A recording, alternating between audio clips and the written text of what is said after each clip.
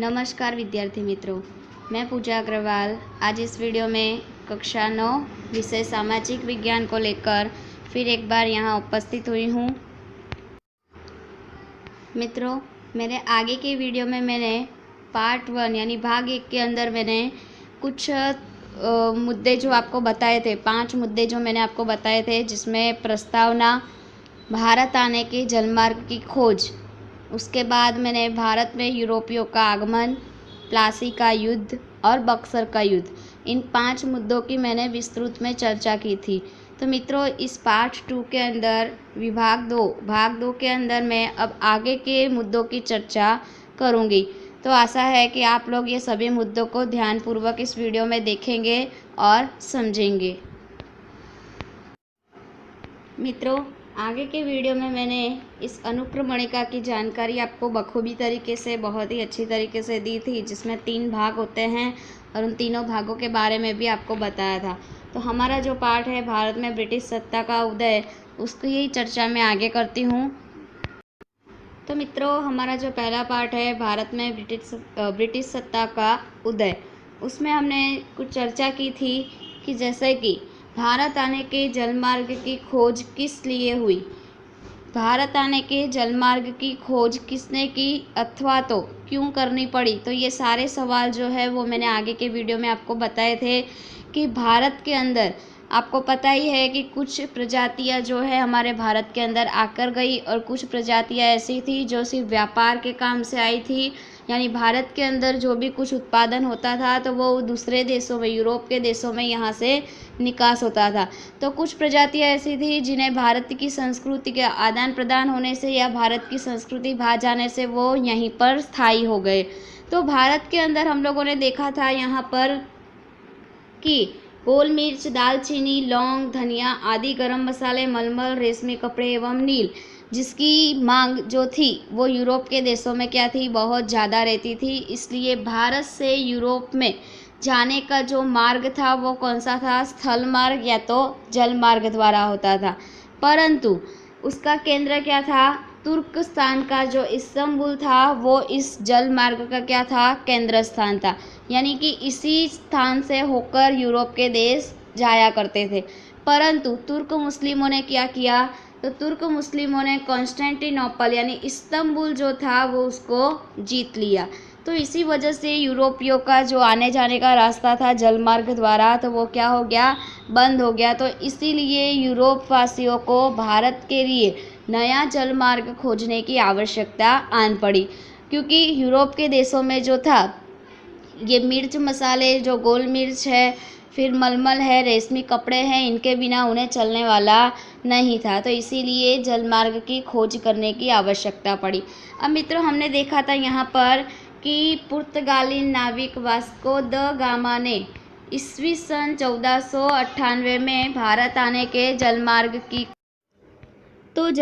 की खोज की। कौन सी साल में और किसने, तो पुर्तगाली यानी फिरंगी नाविक जो था, पुर्तगाली प्रजा जो हमारे भारत में आके गई थी, तो वही जो नाविक था वास्को द गामा ने ईस्वी सन 1498 में भारत आने के जलमार्ग की खोज की। अब आगे हमने देखा था कि भारतीय खलासी की सहायता से पश्चिमी किनारे कालीकट बंदरगाह पर पहुंचा। तो ये मित्रों सारी जानकारी मैंने मेरे आगे के वीडियो में आपको दे चुकी हूँ। फिर हमने देखा था कि भारत में यूरोपियों का आगमन, तो उससे पहले देखा था कि भारत आने के जलमार्ग की खोज होने के बाद यानी पश्चात में भारत में व्यापार करने के लिए सर्वप्रथम कौन सी प्रजा आई, तो फिरंगी लोग आए। तो आगे हम लोगों ने देखा था कि ईस्वी सन 1600 में ईस्ट इंडिया कंपनी की स्थापना की। तो किसने, तो इंग्लैंड के व्यापारियों ने भारत के साथ व्यापार करने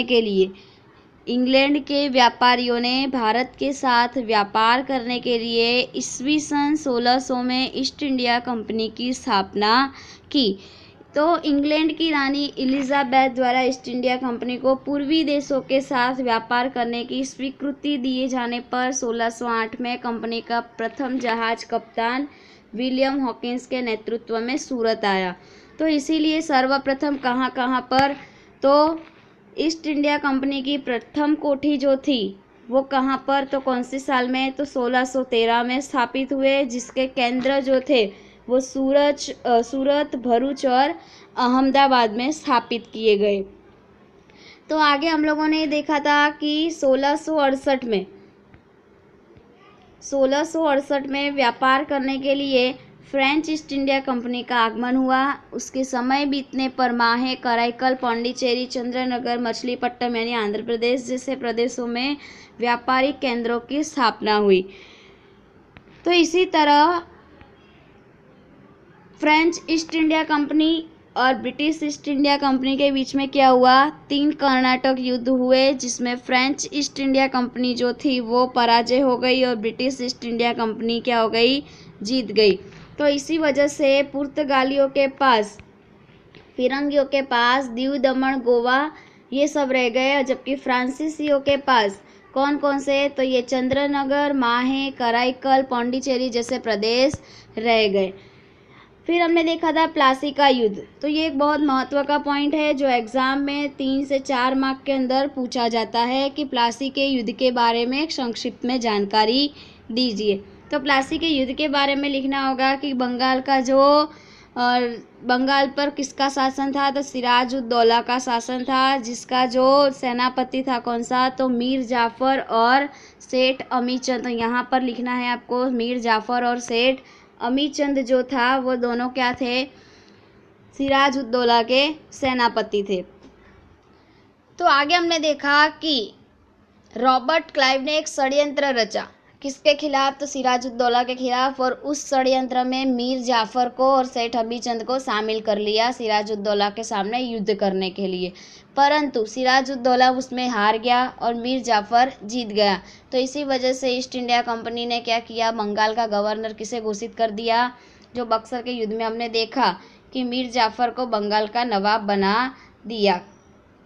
तो प्लासी का युद्ध कब हुआ, उसकी तारीख याद रखनी है, 23 जून 1757, मुर्शिदाबाद, पश्चिम बंगाल से लगभग 38 किलोमीटर की दूरी पर यह प्लासी का मैदान आया हुआ है और प्लासी नामक गांव में यह युद्ध घोषित हुआ था।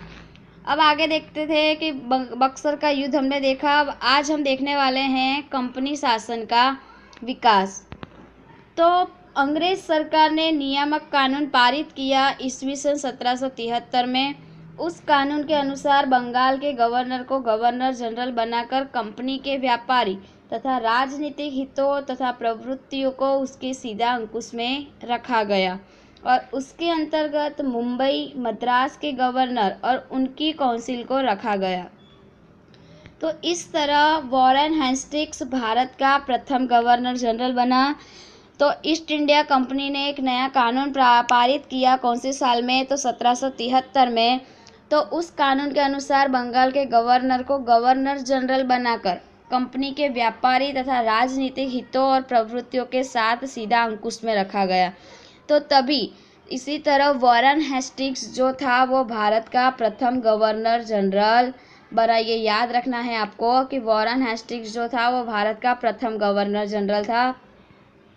उसके समय में मराठों के साथ गवर्नर जनरल वॉरेन हेस्टिंग्स प्रथम मराठा युद्ध और मैसूर के हैदर अली के साथ द्वितीय मैसूर युद्ध हुए। किसके साथ, तो उस समय में मराठों के साथ गवर्नर जनरल वॉरेन हेस्टिंग्स प्रथम मराठा युद्ध और मैसूर के हैदर अली के साथ द्वितीय मैसूर युद्ध हुए। तो दो सत्ताओं के साथ एक साथ सामना करने से ईस्ट इंडिया कंपनी की कठिनाई बढ़ गई। वॉरेन हेस्टिंग्स के बाद गवर्नर जनरल के रूप में कौन आया, तो कॉर्नवालिस आया। तो सबसे पहला जो गवर्नर था वॉरेन हेस्टिंग्स, उसके बाद आया कॉर्नवालिस। तो उसके समय में मैसूर का बाघ के रूप में प्रख्यात टीपू सुल्तान के साथ तीसरा मैसूर युद्ध हुआ। तो पहला जो था प्रथम मराठा युद्ध, द्वितीय मैसूर युद्ध मैसूर के हैदर अली के साथ हुआ। उसके बाद गवर्नर जनरल के रूप में कॉर्नवालिस आया और मैसूर का बाघ के रूप में प्रख्यात कौन, तो टीपू सुल्तान, जो तीसरा मैसूर युद्ध उसके साथ हुआ। तो टीपू सुल्तान को हराने के लिए कंपनी ने मराठा और निजाम की सहायता ली। तीनों की सम्मिलित सेना से टीपू सुल्तान की क्या हुई, हार हुई, उसे संधि स्वीकार करनी पड़ी। तो इसी तरह कंपनी शासन के विकास का मुद्दा हमने देखा। ये है हमारे गवर्नर जनरल वॉरेन हेस्टिंग्स जो भारत के प्रथम गवर्नर जनरल बने। और ये है टीपू सुल्तान जिसने तीसरा मैसूर युद्ध किया और उस मैसूर युद्ध में उसकी हार हुई और उसे स्वीकार करना पड़ा, जिसे मैसूर के बाघ के नाम से भी जाना जाता है।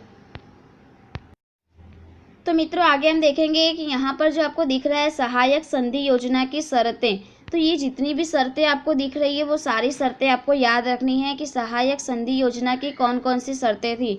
कोई 2 शर्त एग्जाम में पूछी जा सकती है या 3 शर्त या 4 शर्त आपको पूछी जा सकती है। तो सहायक संधि योजना की कुछ शर्तें थी। प्रशिक्षित सैन्य, यहाँ पर हमने देखा कि सहायक संधि योजना स्वीकार करने वाले राज्यों को कंपनी सरकार प्रशिक्षित सैन्य प्रदान करेगी। सबसे पहले हम यहाँ देख लेते हैं कि कॉर्नवालिस के बाद सबसे पहला गवर्नर जनरल कौन था, तो वॉरेन हेस्टिंग्स, दूसरा आया कॉर्नवालिस। अब कॉर्नवालिस के बाद sir John Shore governor general बना। उसके द्वारा अपनाई गई तटस्थता की नीति के कारण ईस्ट इंडिया कंपनी की प्रतिष्ठा एक तरफ घटी तो दूसरी तरफ मराठे अधिक शक्तिशाली बने। इससे जॉन सॉर के बाद आने वाले गवर्नर जनरल वेलेस्ली के सिर पर कंपनी को भारत में सर्वोपरि बनाने का उत्तरदायित्व आया। तो सर जॉन सॉर के बाद कौन सा गवर्नर जनरल आने वाला था, तो वेलेस्ली।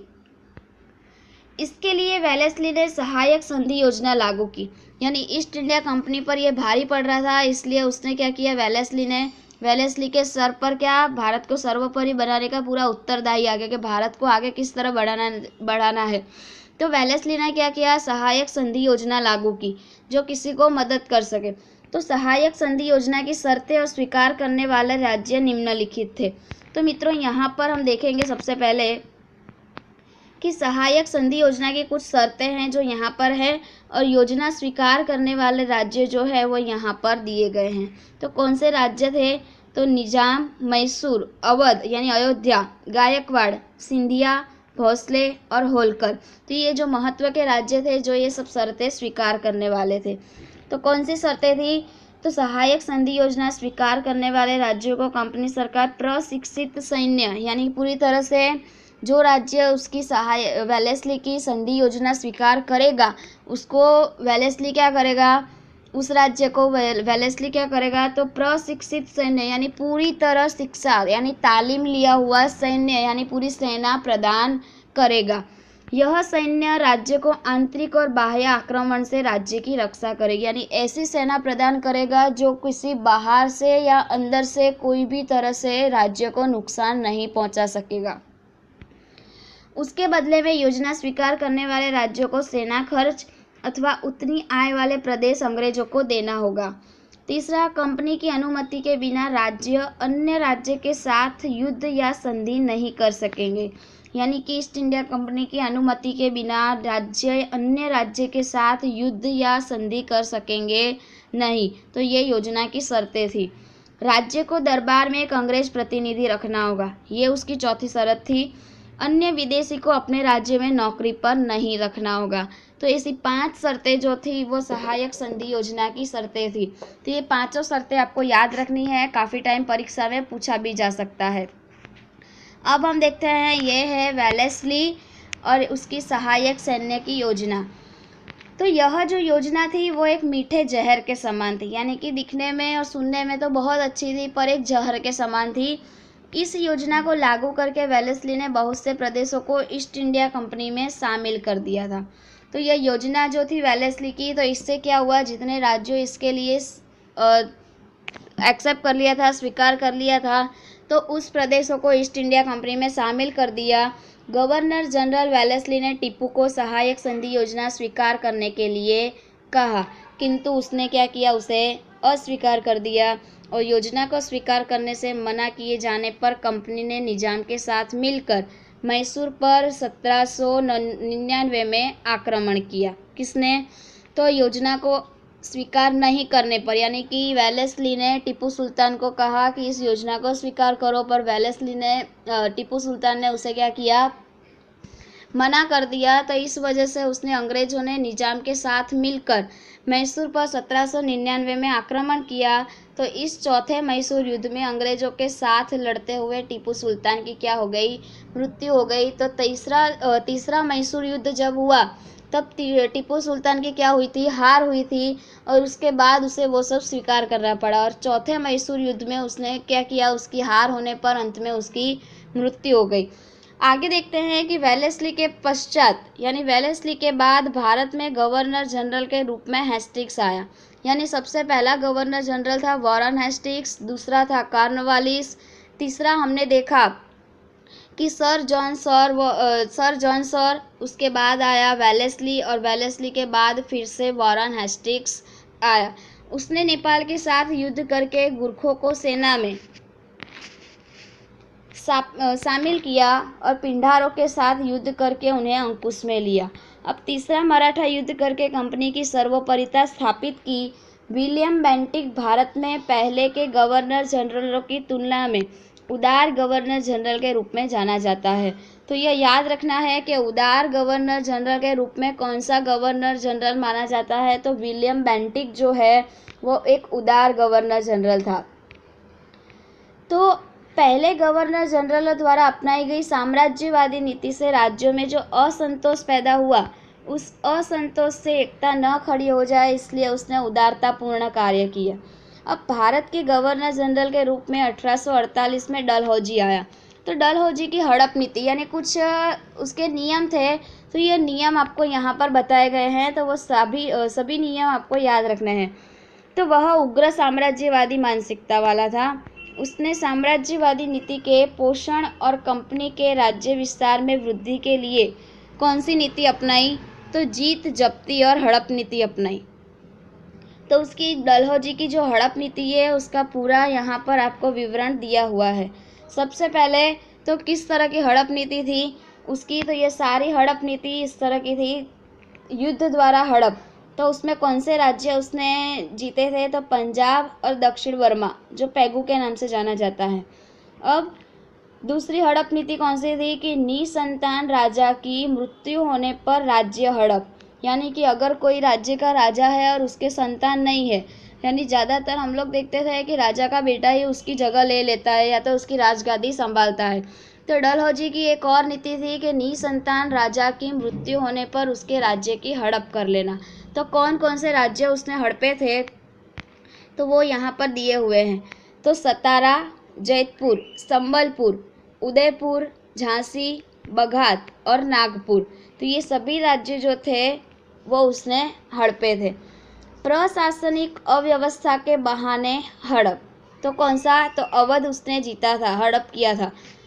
कर्ज की वसूली के बहाने, यानी किसी से कर्जा हो तो उसकी वसूली के बहाने वो राज्य को हड़प लेता था। कौन सा, तो निजाम का बराड़ प्रांत। नाम मात्र की सत्ता को समाप्त कर हड़प, तो कौन से दो राज्य उसने हड़प लिए थे, कर्नाटक और तांजोर। ये दोनों राज्य जो थे वो नाम मात्र की सत्ता को समाप्त कर उसने हड़प लिए थे। तो इसी तरह डलहौजी साम्राज्यवादी होने के साथ क्या था, सुधारवादी भी था। उसके समय में भारत में प्रथम रेलवे मुंबई से थाना के बीच ईस्वी सन 1853 में भारत इंग्लैंड तार व्यवहार, सार्वजनिक निर्माण कार्य विभाग की स्थापना, अंग्रेजी शिक्षा की व्यवस्था आदि की शुरुआत हुई।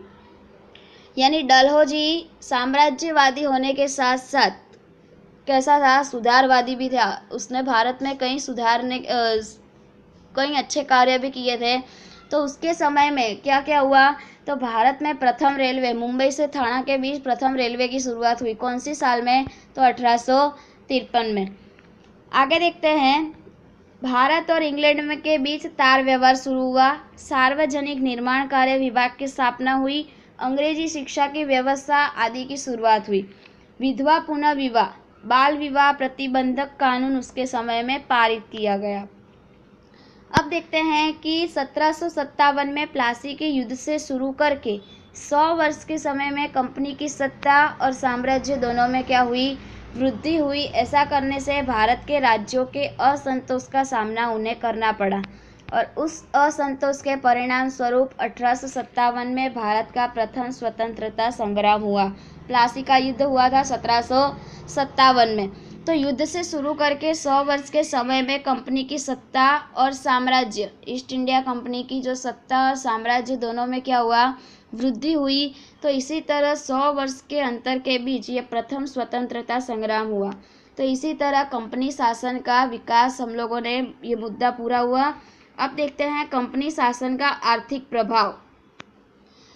तो जब हम कंपनी शासन का विवरण तैयार करते हैं कि तब ख्याल आता है कि भारत देश जो सदियों से विश्व के देशों में आर्थिक रूप से गौरवपूर्ण स्थान रखता है, वह कंपनी शासन के 100 वर्ष के शासनकाल में इंग्लैंड के लिए कच्चा माल पैदा करने वाला और कारखानों में तैयार माल के लिए बाजार की आवश्यकता पूरा करने वाला देश बना दिया गया। बंगाल 1708 से 1756 तक कच्चा रेशम, चीनी, सन और मलमल का निर्यात करता था। यानी 1708 से लेकर 1756 तक बंगाल जो है वो इंग्लैंड में कौन कौन सी चीज़ों का, तो रेशम, चीनी, सन और मलमल का निर्यात करता था। परंतु द्विमुखी शासन पद्धति के बाद बंगाल की आर्थिक चमक जो थी वो क्या हो गई, धुंधली पड़ गई और कंपनी की अन्यायपूर्ण, तो आगे देखते हैं, कंपनी की अन्यायपूर्ण महसूल नीति के कारण भारत के किसान बेहाल और कर्जदार बने। यानी ईस्ट इंडिया कंपनी की अन्यायपूर्ण महसूल नीति के कारण जो थे वो भारत के किसान और बेहाल यानी उनका बुरा हाल हुआ और कर्जदार बने। अंग्रेज सरकार ने इंग्लैंड के उद्योगों को विकसित करने के लिए भारत के कपड़ा उद्योग पर अन्यायपूर्ण आयात कर लगाया। तो भारत के उद्योग धंधों को कुचल डालने के लिए विविध अनुचित तौर तरीके अपनाए, जिससे भारत के उद्योग धंधे क्या हो गए, बर्बाद हो गए और भारत के कारीगर गरीब और बेरोजगार बने। तो यह सब आर्थिक प्रभाव जो है, कंपनी के शासन का जो आर्थिक प्रभाव है वो देख रहे हैं। तो गरीब और बेरोजगार बने और कंपनी के व्यापारी निजी व्यापार करके बंगाल के कारीगरों से थोड़े समय में निर्धारित मात्रा में कपड़े बुनकर तैयार करने का कॉन्ट्रैक्ट लिखा कर लेते और यदि कारीगर इनकार करे तो उसे कोड़े मारने या जेल की सज़ा दी जाती थी। तो इसी तरह आर्थिक प्रभाव पड़ने से यानी कि बुरा हाल होने से कंपनी का जो किसान थे वो भी बेहाल हो गए और कर्जदार बने और जो कपड़े उद्योग के अंदर जितने भी कारीगर थे वो गरीब और बेरोजगार हो गए। तो इसीलिए कंपनी ने क्या किया, कंपनी ने व्यापारी निजी व्यापार करके यानी कि खुद का एक व्यापार शुरू किया, जिसके अंदर बंगाल के कारीगरों से थोड़े समय में निर्धारित मात्रा में कपड़े बुनकर तैयार करने का कॉन्ट्रैक्ट ले लिया। यानी कि कॉन्ट्रैक्ट लिए जाने पर एक शर्त रखी जाती थी कि यदि कारीगर इनकार करता है तो उसे क्या करना, कोड़े मारना या जेल की सज़ा दी जाती थी। तो कंपनी के आगमन से पहले भारत के गांव स्वावलंबी और समृद्ध थे, वे अंग्रेजों के शासन के कारण गरीब और पराधीन बने। यानी कि अंग्रेजों के शासन के कारण जो गांव जो थे, तो इसी तरह अंग्रेजों के शासन के कारण गरीब और पराधीन बने, यानी दूसरों पर अधीन। तो ईस्ट इंडिया कंपनी के शासनकाल में भारत और मुंबई थाना के बीच प्रथम रेलवे एवं इंग्लैंड और भारत के बीच स्टीमर सेवा की शुरुआत हुई। मुंबई, मद्रास, कोलकाता जैसे बड़े बंदरगाहों का विकास भी हुआ। तो इसी तरह कंपनी का आर्थिक प्रभाव बढ़ा। अब आता है कंपनी शासन का सामाजिक प्रभाव। तो कंपनी का समाज पर क्या प्रभाव पड़ा, तो ब्रिटिश शासन के दौरान समाचार पत्रों के विकास से भारतीय लोगों में विचार, वाणी, स्वातंत्र्य की भावना विकसित हुई। यानी ब्रिटिश शासन के दौरान, ब्रिटिशों के शासन के दौरान समाचार पत्रों के विकास से, यानी समाचार पत्र उस समय आने से भारतीय लोगों में विचार, वाणी और स्वतंत्रता की भावना विकसित हुई। उस समय में भारतीय समाज में कुछ प्रदेशों में कुरीतियाँ, यानी कि अभी भी हमारे कुछ समाजों में ऐसी कुरीतियाँ देखने को मिलती हैं जहाँ विधवा पुनः लग्न नहीं हो पाता, लड़की होने पर उसे मार दिया जाता है, या तो बच्ची को दूध पीती कर यानी कि बच्ची को दूध पिला कर उसे मार दिया जाता है। सती प्रथा, विधवा जो है वो एक बार विधवा होने से उसकी दूसरी बार शादी नहीं हो पाती। तो ऐसी जो कुछ कुरीतियाँ थी, उस कुरीतियों में कुछ लोगों ने सुधार लाए। तो वो कौन कौन से थे व्यक्ति, तो भारतीय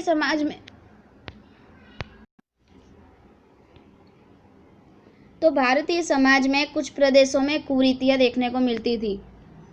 कौन कौन सी कुरीतियाँ थी, जिनमें सती प्रथा, दूध पीती करने का रिवाज, बाल विवाह, जैसे ही बच्चे 2 या 3 साल के हो या तो फिर झूला विवाह भी होता था, तो इसी तरह बाल विवाह, आदि कुरीतियाँ जो थी वो मुख्य थी। अंग्रेजों के संपर्क से राजा राम मोहन राय, दुर्गाराम मेहता, बहरामजी मलबारी आदि ने इन कुप्रथाओं का दूर करने के लिए कानून बनवाए। भारत में प्रशासनिक ढांचे का अंग्रेजीकरण होने से अंग्रेजी जानने वाले लोगों की जरूरत पड़ी। यानी कि प्रशासनिक ढांचे का अंग्रेजीकरण होने से। तो यहाँ पर याद रखना है कि भारतीय समाज में कौन कौन सी कुरीतियाँ देखने को मिलती थी। तो इन कुरीतियों के बारे में याद रखना है, सती प्रथा, दूध पीती करने का रिवाज और बाल विवाह। तो ये सब जो कुरीतियाँ थी वो मुख्य थी। और अंग्रेजों के संपर्क से कौन कौन से लोगों ने इन कुरीतियों को दूर करने के लिए कानून बनवाए। तो यहाँ पर ये जो है राजा राम मोहन राय, दुर्गाराम मेहता, बहरामजी मलबारी जैसे 3-4 व्यक्तियों ने मिलकर इन कुप्रथाओं को दूर करने के लिए कानून बनाए। अब भारत में प्रशासनिक ढांचे का अंग्रेजीकरण होने से अंग्रेजी जानने वाले लोगों की जरूरत पड़ी। तो इसीलिए परिणाम स्वरूप मैकॉले ने, कौन से व्यक्ति ने, मैकॉले के प्रयासों से भारत में अंग्रेजी शिक्षा देने की शुरुआत हुई। तो इसके परिणाम स्वरूप मैकॉले के प्रयासों से भारत में अंग्रेजी शिक्षा देने की शुरुआत हुई। तो ये प्रश्न महत्व का है कि भारत में अंग्रेजी शिक्षा की शुरुआत किसने की। तो मैकॉले ने भारत में अंग्रेजी शिक्षा देने की शुरुआत की। तो चार्ल्स वुड की सिफारिश से मुंबई, मद्रास, कोलकाता में यूनिवर्सिटी की स्थापना हुई। किसकी वजह से? तो चार्ल्स वुड की सिफारिश से मुंबई, मद्रास यानी चेन्नई और कोलकाता में यूनिवर्सिटी की स्थापना हुई। और अंग्रेजी शिक्षा के कारण भारत में अंग्रेजी जानने वाला वर्ग तैयार हुआ। यानी कि उस समय में अंग्रेजी की किसी ने शुरुआत नहीं की थी और कोई अंग्रेजी जानने वाला नहीं था।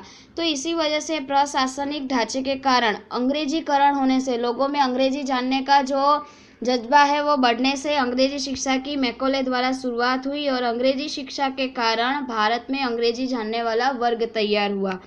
तो समय बीतने पर उसमें सुधारवादी मांगे करके सुधार की प्रक्रिया को गति दी। तो इसी तरह समाज पर ईस्ट इंडिया कंपनी का समाज पर जो प्रभाव है वो हमने देखा कि कुछ कुरीतियाँ थी, उसमें भी सुधार आया, अंग्रेजी शिक्षा की शुरुआत हुई, यूनिवर्सिटी की स्थापना हुई।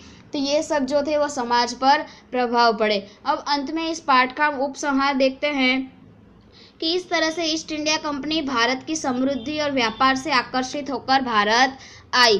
तो हम लोगों ने देखा कि ईस्ट इंडिया कंपनी की स्थापना जो थी ईस्वी सन 1600 में हुई।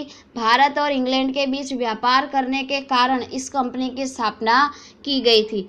भारत में कंपनी शासन के परिणाम स्वरूप राजनीतिक, आर्थिक, सामाजिक, सांस्कृतिक क्षेत्र पर अच्छे बुरे प्रभाव पड़े। कंपनी ने भारत का भोग लेकर इंग्लैंड को समृद्ध करने की नीति अपनाई और भारत में अपने लाभ के लिए जिस व्यवस्था में उपनिवेशिक सुधार किए उनसे भारत को परोक्ष रूप से लाभ भी हुआ। तो इसी तरह उसका अर्थ यही निकल रहा है कि ईस्ट इंडिया कंपनी की स्थापना होने से इंग्लैंड और भारत दोनों देशों को काफ़ी लाभ हुआ। तो यहाँ पर भारत में ब्रिटिश सत्ता का उदय, विकास किस तरह हुआ, जलमार्ग की खोज किस लिए हुई, किसने की, उस सब के बारे में हमने बहुत ही विस्तृत तरीके से जानकारी ली। तो इसी तरह इस वीडियो को मैं यहाँ पर समाप्त करती हूँ। सबसे पहले हम यहाँ देख लेते तो महत्व के यहाँ स्वाध्याय में जो प्रश्न दिए हैं वो सभी प्रश्न आपको आपकी नोट में लिखने हैं, कंपलसरी लिखने हैं। तो यहाँ पर स्वाध्याय में पहला प्रश्न है कि यूरोपियों को भारत आने के जलमार्ग की खोज करनी पड़ी। वो मैं आपको 2 से 3 बार इस वीडियो में बता चुकी हूँ। तो इसीलिए आपका आंसर यहाँ पर आपको यह आना चाहिए। डलहौजी ने कौन कौन से सुधारवादी कार्य किए? तो वो सारे सुधारवादी कार्य आपको याद रखने हैं। डलहौजी की सहायक संधि योजना की मुख्य शर्तें कौन कौन सी थी? तो वो सारी शर्तें याद रखनी है। डलहौजी ने हड़प नीति के अंतर्गत कौन कौन से राज्य हड़पे? तो जितने भी राज्य नीचे हमने देखे थे तो वो सभी राज्य के नाम आपको लिखने हैं। यहाँ पर ये जो जितने राज्य दिख रहे हैं तो वो सभी राज्य आपको लिखने हैं। तो ये जो जितने राज्य हैं ये सभी राज्य आपको यहाँ पर लिखने होंगे। अब नेक्स्ट क्वेश्चन है कि प्लासी के युद्ध का संक्षेप में वर्णन कीजिए, विवरण कीजिए। तो ये प्लासी के युद्ध के बारे में हमने पूरी विस्तृत जानकारी ली। तो प्लासी के युद्ध के बारे में आपको लिखना है। अब कंपनी शासन का भारत पर पड़ने वाले आर्थिक प्रभाव। तो कंपनी के शासन का भारत पर आर्थिक प्रभाव किस तरह पड़ा, यानी कि भारत को आर्थिक तरीके से क्या क्या सुविधाएं हुई वो सब के बारे में बताना है। और अभी अभी हमने जो सामाजिक प्रभाव देखे, यहाँ पर है कि भारत पर पड़ने वाले सामाजिक प्रभाव, तो जो कुरीतियाँ थी उनमें सुधार आए, कुछ कानून बनाए गए। उसके बाद भारत में अंग्रेजी शिक्षा की शुरुआत मैकॉले द्वारा हुई। मुंबई से थाना के बीच प्रथम रेलवे की शुरुआत हुई। उसके बाद भारत में यूनिवर्सिटी की स्थापना हुई, किसके द्वारा? तो चार्ल्स वुड द्वारा। तो ये सभी प्रभाव सामाजिक प्रभाव के रूप में है। तो ये यहाँ पर जो है सही विकल्प चुनकर प्रश्न का उत्तर लिखिए। तो ये सही विकल्प भी आपको चुनकर आपकी नोट में यह पूरा स्वाध्याय आपको कंप्लीट करना है। तो इसी तरह इस वीडियो को मैं यहाँ पर समाप्त करती हूँ। आभार।